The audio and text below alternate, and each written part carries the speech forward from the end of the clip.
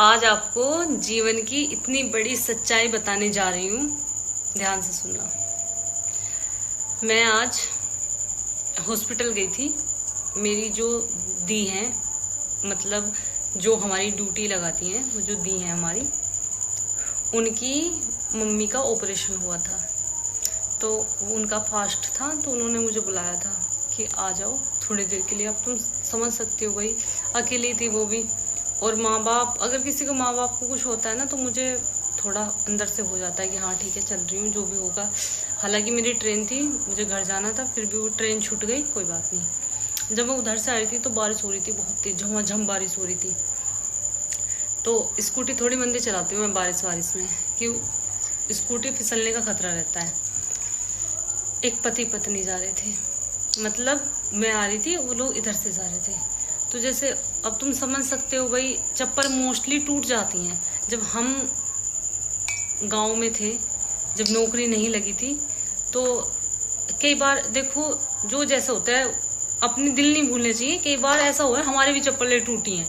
इसमें बहुत बड़ी वो बात नहीं है कि नहीं हमारी चप्पल टूट सकती। पता है कितनी बार, कभी स्कूल से आते टाइम भी टूट गई हैं, कभी कहीं जा रहे हैं तब भी टूट गई, कई बार टूटी है। इसमें कोई बहुत वो नहीं है ना। मुझे शर्म आती है कभी भी बताने में कि भाई हम, मेरे साथ भी ऐसा हुआ है, हमारे साथ भी हुआ है। चप्पल को गठवा भी लिया है, ठीक है, उसमें पिन भी लगा लिया नीचे से, कई बार चीजें की हैं। तो एक पत्नी की चप्पल टूट गई, तो उसका पति पता क्या कर रहा था? उसके पति ने अपनी पत्नी की टूटी हुई चप्पल अपने हाथ में ले रखी थी और अपनी चप्पल अपनी पत्नी को पहना रखी थी। तो पत्नी के पैर से इतनी इतनी चप्पल बाहर निकल रही, ठीक है। बारिश तो पड़ी रही थी, वो मजदूर थे बेचारे। देखो, हर किसी का अपना एक काम होता है, काम कोई छोटा और बड़ा नहीं होता ना। इसमें कोई शर्माने की और किसी को अपमानित करने की भी बात नहीं है।